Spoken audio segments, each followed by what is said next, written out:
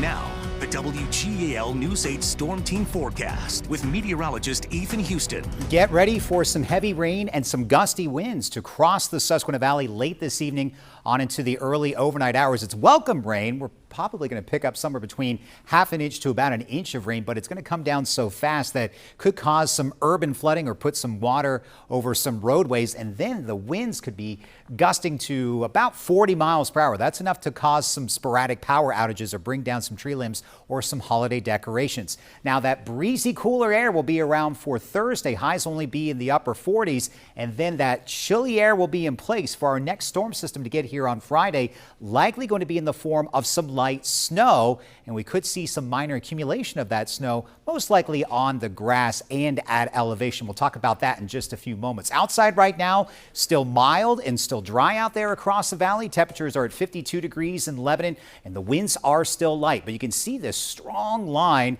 of heavy rain and some embedded thunderstorms from Altoona to Bedford, now just starting to move into Fulton County. This will first move into our western counties during the next couple of hours and then to our eastern counties, I'd say after 9 o'clock. So we're talking a good soaking rain for us and some strong winds. So the rain will develop west to east. It'll turn breezy. Temperatures still in the 50s and wind gusts up near 20 miles per hour. But those wind gusts could be in excess of 40 miles per hour as that rain comes down heavy overnight, but by about 2 to 4 o'clock in the morning, the rain will move on out, but the gusty winds will remain. It's going to be breezy through the day tomorrow and cooler with highs in the upper 40s to near 50 degrees. Again, gusts still possibly in excess of 20 miles per hour. Still 58 right now in Harrisburg, 60 if you're watching us in York, but look at the chillier air moving on in across the Ohio Valley, back down to 43 in Dayton, just 37 Chicago, and below freezing as you approach Minneapolis. And you can see those strong winds extending off to our north and to the west, with sustained winds greater than 20 miles per hour across the upper plains.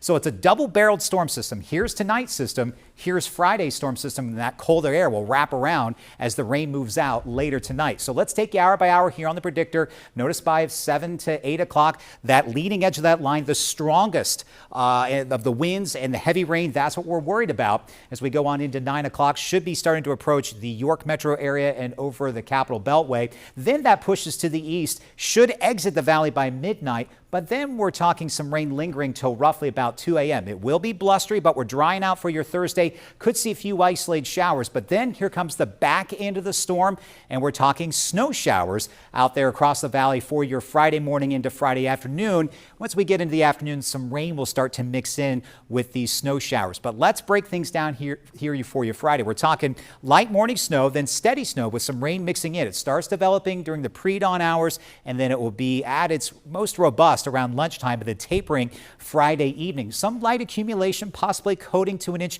most likely on the grass and at elevation. Our roadways, temperatures will likely be above freezing throughout this event, so the roads will likely just be wet, but there could be some slush on some bridges and overpasses. You can see here on the predictor, just very light accumulation, but the first flakes of the season for us here in the Susquehanna Valley. We're to keep that winter chill around for the weekend. Could see a few spotty showers for your Saturday. Sunday looks dry. Milder weather will be around to start next week, but the shower chances will increase again by Thanksgiving.